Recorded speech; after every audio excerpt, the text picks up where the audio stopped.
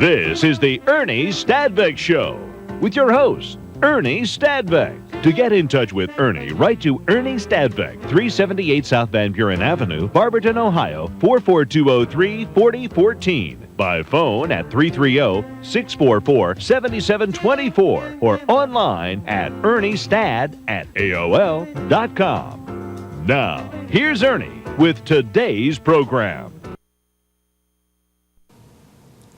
Welcome to our show and welcome to Anthony's beautiful restaurant on Manchester Road in the Portage Lakes area. Newly remodeled banquet rooms, dining rooms, a cafe, the bar, the whole shot.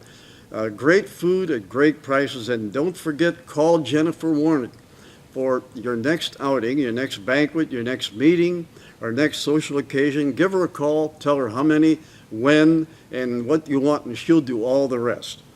Well, today we're going to talk about adventure. Little adventure trip we took. I took with my son Steve. He talked me into it.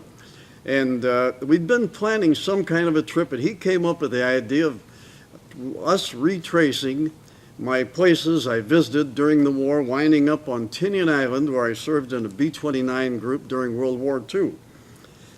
So this took only 54 years later and about 11,000 miles of travel. 1 hour on a boat to get to Tinian Island from Saipan. And it's funny because when I left the islands after the war in 1945, I vowed never again to visit another South Pacific island, never to listen to any Hawaiian music. And here I found myself talked into by my son Steve, my number 3 son. I got so many I have to number them.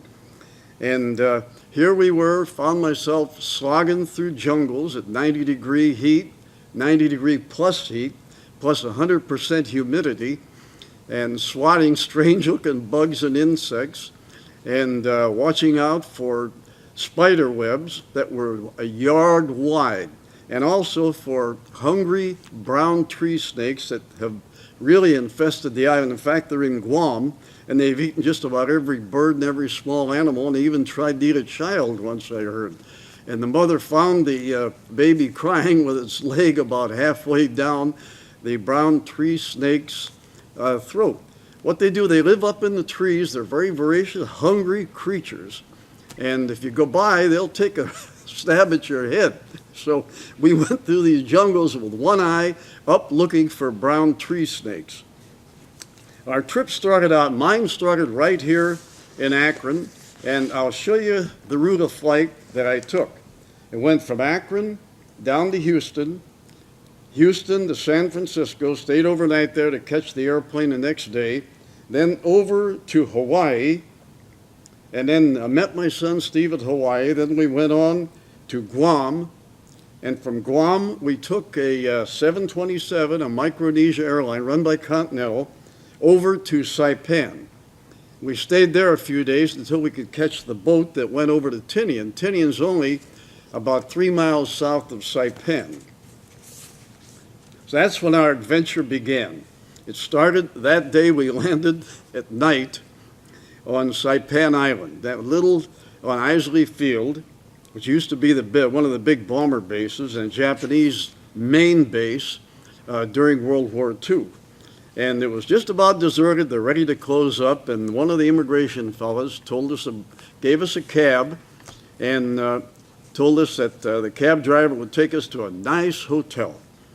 So we got in there, not knowing, and here we are winding our way up through the deserted countryside, up hills, up a rutted, unpaved road, way up to the top of this hill, where we could see the Philippine Sea.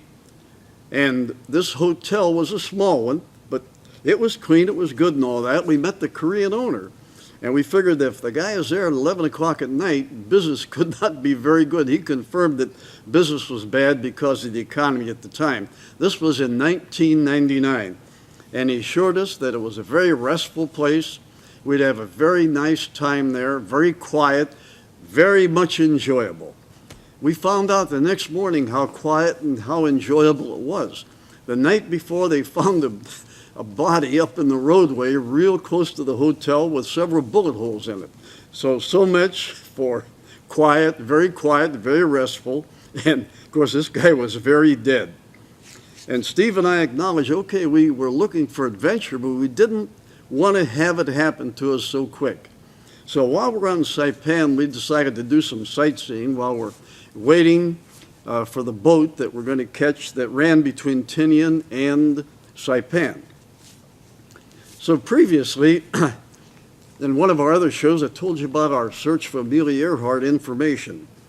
And on Saipan, we did find the old prisons that the fellows from Cleveland that had an expedition down there told us that she was held in before being beheaded. These were like cages. And they were on the island of Saipan where she landed. And here's another view of some of the prisons, some of the cages. Well, I call them cages because that's what they looked like. And after we roamed around on Saipan, we were able to rent an old car.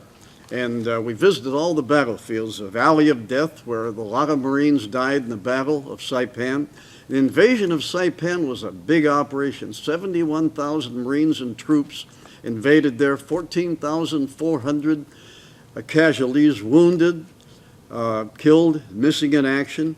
But the Japanese toll was much higher. The Japanese lost 27,000 troops, and they fought so tenaciously, which they were known to do, and they wouldn't give up, and there were only 600 were captured, and they would fight to the death. And for a Japanese soldier to surrender was a disgrace. So of 27,000, only 600 remained, although we also learned later that many of them jumped into the water, many of them made it to the island of Aguan or Rota. And how they made it, I don't know, unless they had some small boats or rafts or something available, because there are sharks in that area. But many of the 27,000 soldiers and all 26,000 civilians that were working for the Japanese were also killed during the invasion. Many of those people committed suicide. They were told by the commanders on the island that the Marines would torture them if they were captured. So whole families went to what they called Suicide Cliff, and they jumped off. They did it in a novel way. They lined up backwards toward the cliff. The father at the end to make sure they all left, and they all walked backwards until one by one they fell off the cliff. And we visited Suicide Point, Suicide Cliff on Saipan and also on Tinian. They had on Tinian as well. Many thousands of people went off of those cliffs, 200-300-foot high cliffs, onto the rocks below, and then that was the end. And they stopped when several Marines that were Japanese speaking were finally able to convince them that they're not going to be tortured. And the Marines would help them. So that stopped the suicide jumps. But the suicide points there was something to see, and there are a lot of Japanese memorials, huge memorials on the way up to Suicide Point. On both Tinian and Saipan. And many reminiscences, people putting up plaques about family members that perished. So then we took the jet boat over to Tinian Island. Although Tinian's only 3 miles away, it took 1 hour to get there. And this jet boat goes back and forth, not on a real regular schedule, but mainly to visit the casino, and I'll tell you about the casino and the big hotel in just a moment. As we were going over toward the west side of Tinian, we passed 4 big ships that were at anchor off the Saipan Island. They're called RDFs, Rapid Deployment Forces. And the whole 4 ships, all the 4 ships carried enough equipment to equip 9,000 Marines for a rapid deployment. Now, whether they've left there or not, I don't know. And maybe Ray, our videographer, can tell us about that one, because he has a relative who is I believe a nephew, who is a minister on Tinian Island. He's been there for how long now, Ray? Oh, 20 years. 20 years on Tinian Island, ministering to the people there.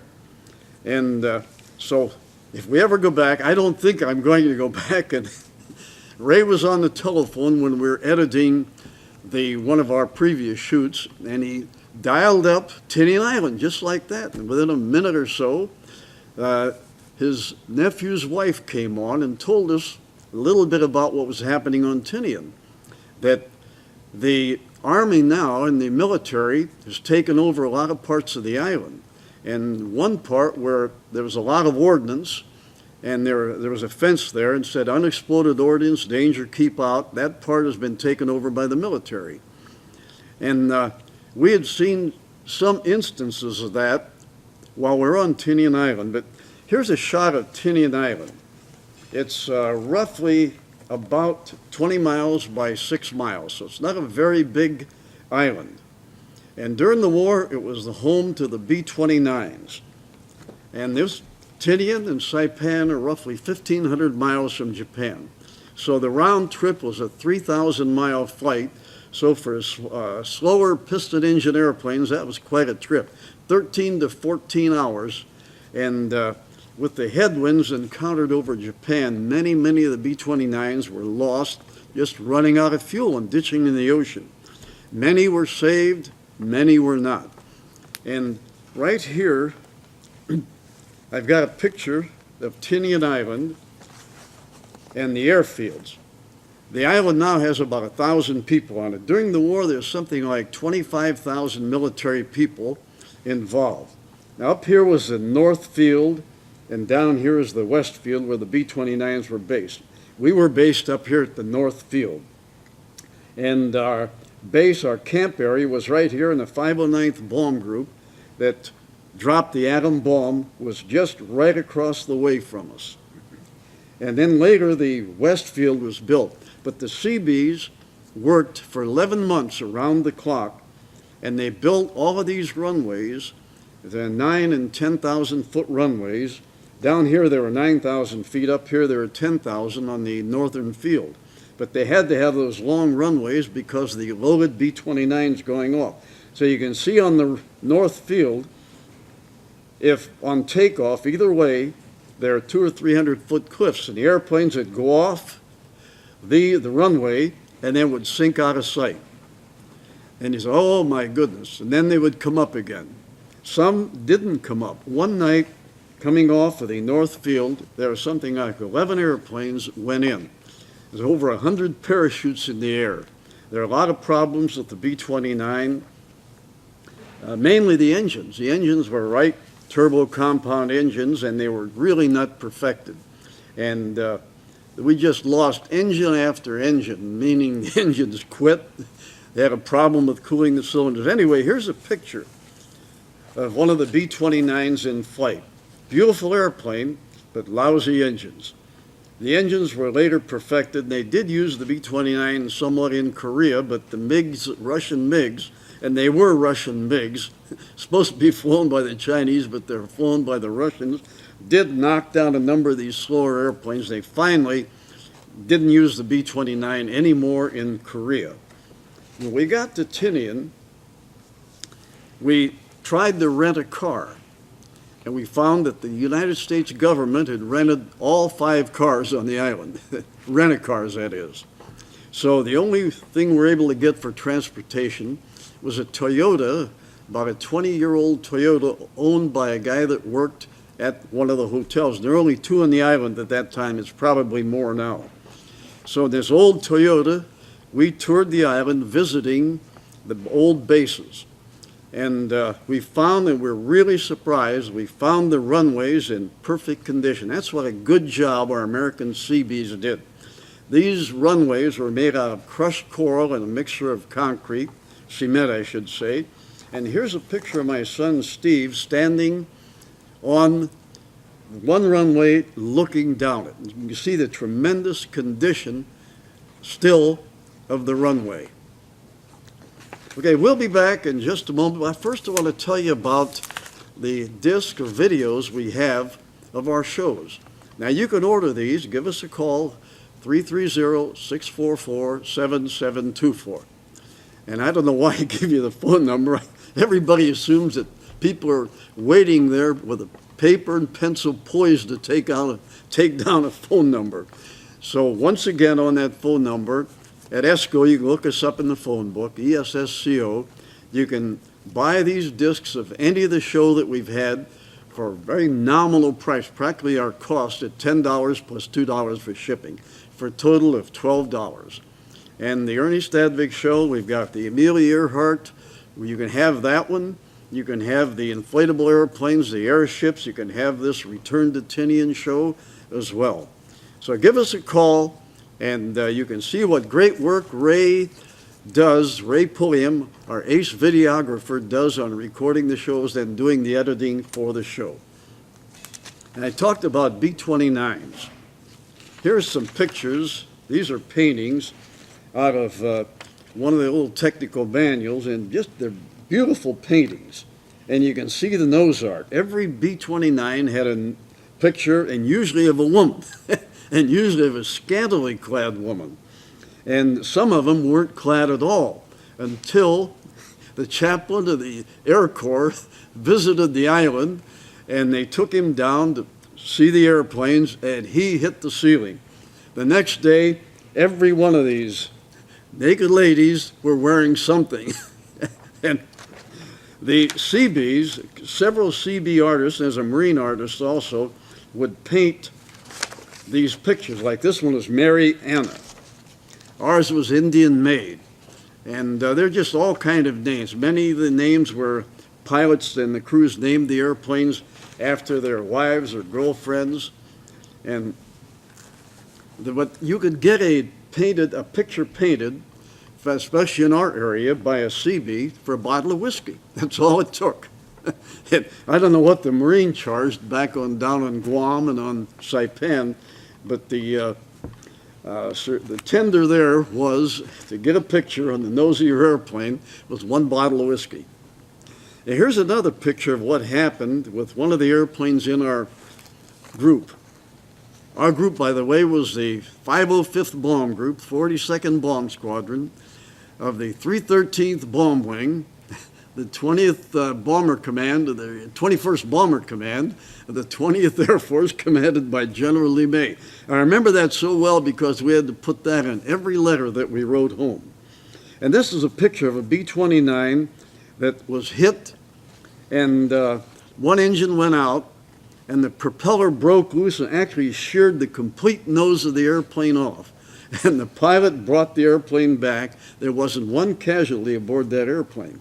Just an amazing feat of that airplane flying with his whole nose sheared off. And here's another one that didn't make it back. And didn't make it back because they ran out of fuel, as I mentioned before. We lost a lot of airplanes. And I was surprised that when I went to Saipan, I'm just going to back up a minute and tell you about Saipan. We went to Isley Field, and there was a little plaque there dedicated to the 73rd Wing. Well, I was in the 73rd Wing at Fairmont, Nebraska. I got hurt and had to go to the hospital. Was in the hospital for 2 weeks. And when I left the hospital, the 73rd Wing went on to Saipan. The first B-29 outfit was the 43rd Wing in India. They got chased out. The 73rd was supposed to go to China. We were supposed to go to Shenzhen, China, but the Japanese overran it. So we had no place to go but Tinian Island once they secured the island. And at Isley Field, we saw this plaque dedicated to the 73rd Wing. They lost 83 airplanes and almost 1,200 crewmen. We only lost 9 in our stint on the island, but that was after they captured Iwo Jima. The idea of capturing Iwo Jima was that it was halfway between the Marianas Islands and Japan, 750 miles. So that cut down the travel time, the flying time for the aircraft, because the range on the B-29 was kind of limited. We could only carry about 8,000 pounds of bombs, and the media said it had 20,000-pound bomb load.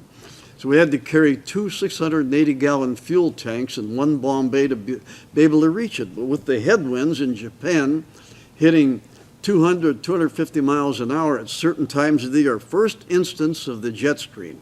some of these airplanes could go backwards heading into the wind. These 180,000-pound airplanes.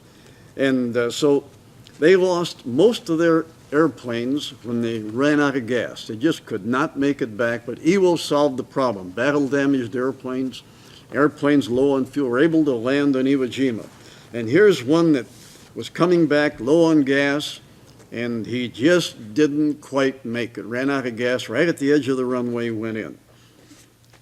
Now we have a picture of Tinian Island. Now, Tinian was relatively flat, but in the center of the island was this huge outcropping, and when the Japanese were defeated on the shoreline, they retreated into caves and they kept fighting here. Well, my son and I were able to climb up and go in and see some of the caves, but over the years the caves have disappeared, been sealed in. When the Japanese would not surrender, the Marines threw flamethrowers in there, then they through satchel charges or used cannons, they sealed the caves up, and that's where they are, virtual time capsules for anybody that would find these caves and be able to get in. Here's another picture of the terrain, the rough terrain on Tinian Island. And right near the field where we operated from, here was what's left of the Japanese command post, Yushi Airfield. Here are some of the caves that the Japanese fought out of, some of the caves that were easily accessible. And we've got one here, and there's a picture of the old explorer also, standing by the cave. And these fortifications had machine guns, whatever in there, and they were just defended by the Japanese, and they just would not surrender. Here is one of the bomb shelters on the island, both on Saipan and Tinian Island, and they're very thick, 16 inches, 24 inches of concrete and rock, solid rock. We talked about the suicide point. Here's the one on Tinian Island, where the Japanese families and Japanese soldiers jumped off of. They're fearing that they were warned that the Marines were going to torture them, which didn't happen. And they're finally convinced that they weren't going to be tortured. Now here are some of the memorials that the Japanese families have put on Tinian and on Saipan Island to the people that did commit suicide. We have another view of Suicide Point. And it's terrible that war could do this. In fact, all war is terrible. And we also found near the old Japanese airfield where the B-29 bomb pits were. What happened when the 509th Bomb Group came there? They had one large bomb bay. The regular B-29s that we had two bomb bays. So the atom bomb was so big that they could not hoist, and so heavy they couldn't hoist it into the airplane. It would tear the shackles off. So they had a pit dug, two pits, one for the Hiroshima and one for the Nagasaki bomb. And they had a hydraulic lift. They'd put the bomb on it, and the hydraulic lift would come up into the airplane, then it would be fastened into the bomb bay. But the pits are still there. This one has a palm tree coming through it, and they're overgrown, but they're still there. Then we mentioned the hotel on Tinian Island. This was the Tinian Dynasty Hotel and Casino.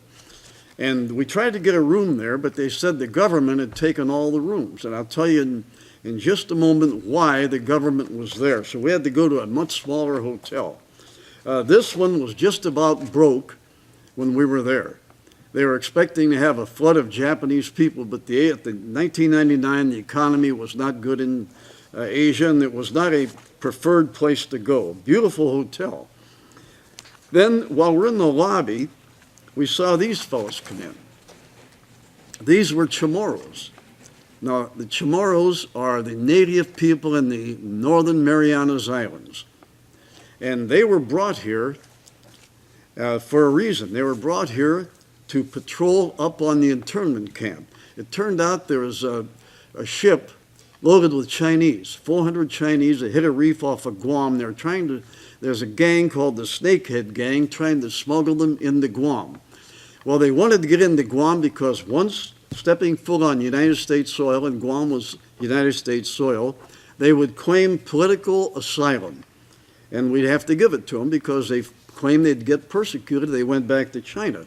But they're being brought there by the Snakehead Gang, which was a vicious, they were the mafia, really, the way the mafia used to be in the South Pacific, and I guess in China as well. You don't hear much about them, but they controlled the narcotics, the smuggling, the gun running, anything to make a buck, the prostitution, whatever, in the islands. Very vicious gang. If they were caught, they'd throw the people overboard.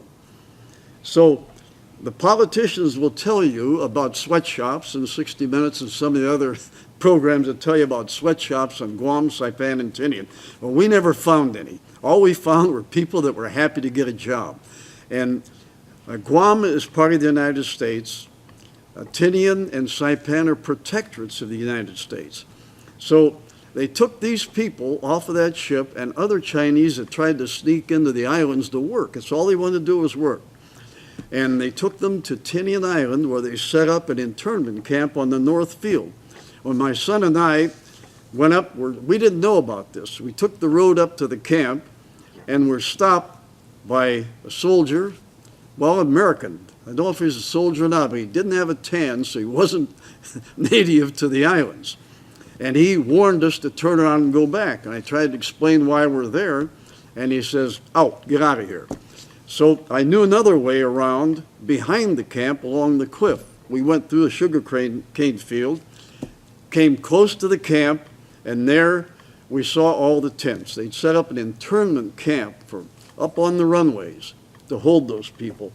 And I mentioned also that we drove up and down the runways. We came one by one corner there where I remembered, told Steve to stop.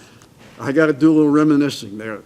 One night I was late coming off of the ramp, working on an airplane, working on the guns. They weren't working properly.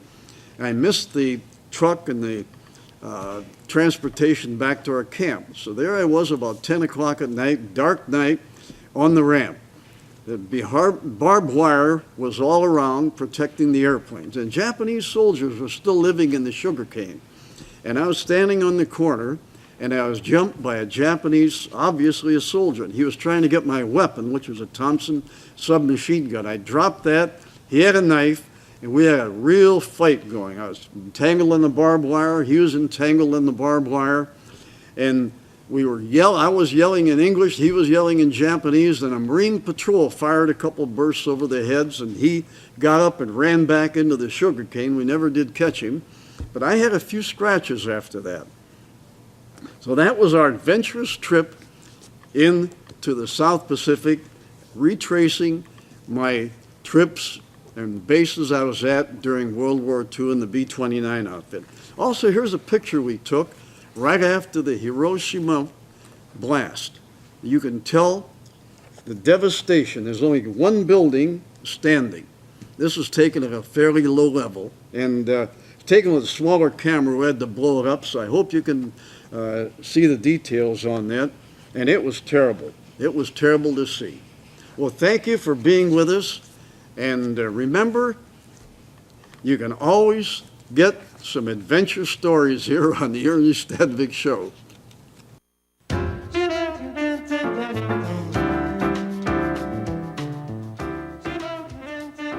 This has been the Ernie Stadvec Show with your host, Ernie Stadvec. To get in touch with Ernie, write to Ernie Stadvec, 378 South Van Buren Avenue, Barberton, Ohio, 44203-4014. By phone at 330-644-7724 or online at erniestad@aol.com.